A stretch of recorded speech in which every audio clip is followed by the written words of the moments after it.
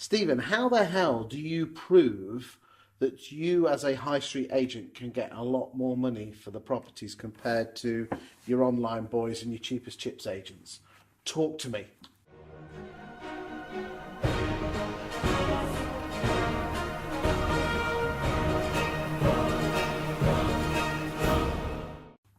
Okay.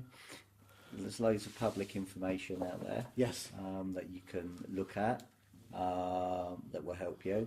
There's certain websites that you can go on. Keep your own records. I think you've hit the nail on the head. I think the agents themselves have to put the hard work in and really build up a database of terraced houses, apartments, flats and semis. I mean, here's a tip that I'm a big fan of is go to Rightmove Intel. See, the pupil's teaching the master now. You're listening. I'm learning. You learn this. I'm going to go and make some notes. Good stuff. Well, it'll all be on video so you can see this. But to go onto Rightmove Intel, go to your market share, the market share section, and click on new instructions, and then move the date backwards a year, so you've got a full year. And then what you can then do is, if you look at the top, you've got the pie chart where it says pie. Click on the word data. And then it will give you every single property that the agents have sold or put onto the market, and it'll show you if they're sold or not, because there is a tab that says sold as well. And go through all the listings that are, say, the well-known online agents or the cheapest chips agents use, and you can see the properties themselves that they have sold. Don't cross-reference that against the land registry, because if they've sold, they will have gone through.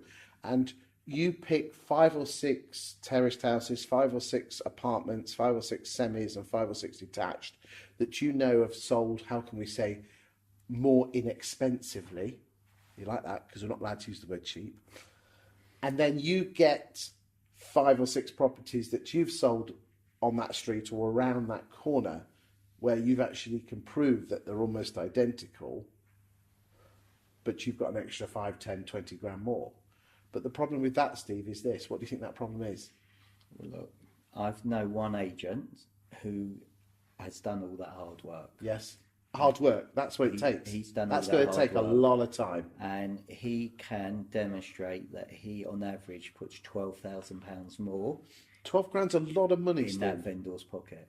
Okay, as a result of him able to demonstrate that, his fee, he's most probably twice the price of the other agents. It really is putting the time and the effort in. It's probably going to take you a good day to do that.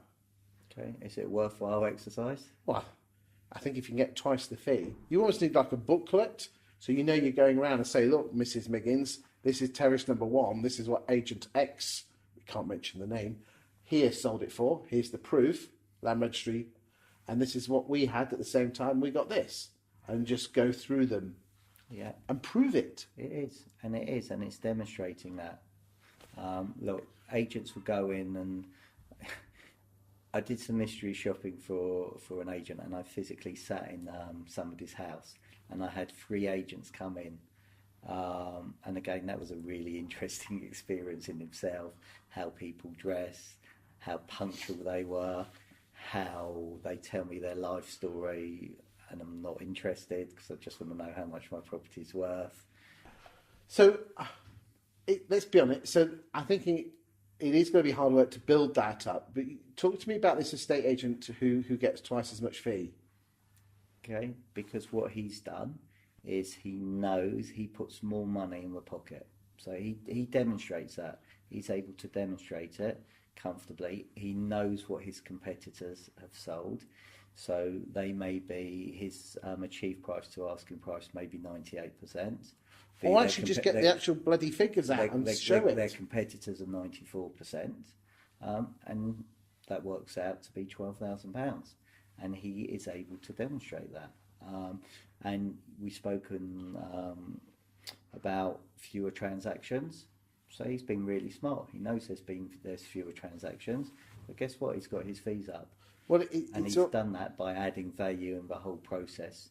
His team being better negotiators than the other agents. Why are they better negotiators? Because they're trained? Yeah, they got a good trainer.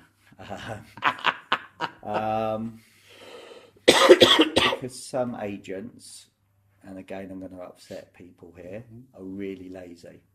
So they know, let's take a property. I would say 80% of the industry is lazy. Okay, so well, here's a great story. Go on then. Okay, so property comes onto the market for 200,000. Nobody sees this property, okay, for 10 weeks. An investor calls up an agent who rents all his properties for him and says, I've seen this property on Rightmove for 200,000, had a chat with the agent. The agent's told me they haven't had one viewing for 10 weeks.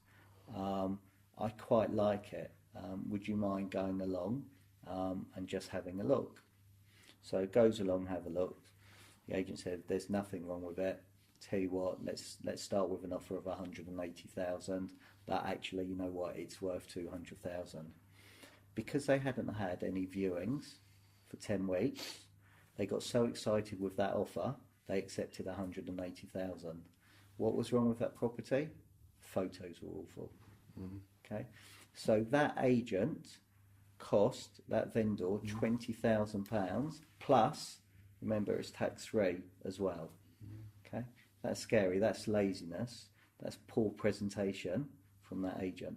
So to me, if I'm a vendor, and I keep on going back to this, I want to get the highest net price. Okay, I want my property marketed to the widest possible audience in order to get that price. Okay, I want my presented the right way, which is going to get me that. Okay, and then I see other agents where, you know, they've asked the vendor, oh, you know, if we get you this offer, will you accept it? So again, going on 200,000. They say, you know what, if you get 190, I'll take it. So they get 190 and they're so excited. Great, I've got an offer of 190. You know, they don't even go and try and negotiate, you know, and actually there's two things there. One, they owe a duty to the vendor to get the highest net price, so they should be negotiating on that vendor's behalf. Yeah, but they want the fee. Okay. And secondly, if they're smart and they're thinking they're achieved price to their asking price, well, that's going to help them get other vendors, if they can demonstrate they're getting 100% of the asking price, to 95% of the asking price. Interesting you talk about percentage to asking price, and I made the suggestion that you should actually go and actually look at the actual pound notes achieved, which is a lot even more harder work, but it's worth the effort, you think? 100%. Because if I can demonstrate that I will put 1% more, 2% more, 3%. So when we're talking about fees, yes, you know, at times we may be talking about £200 in fees. You know, agents don't actually break it down what the difference is. Okay, they don't work it out in monetary terms what they're talking about. Get their mobile phone out, go onto calculator, and actually say we're going to lose this for 200 quid. And so if they can't negotiate to get 200 more pounds, they're not likely to get an extra 10 grand on the property. Exactly. Mm. So Interesting. It's all about them negotiating. Thank you, Stephen. You're welcome. Good stuff.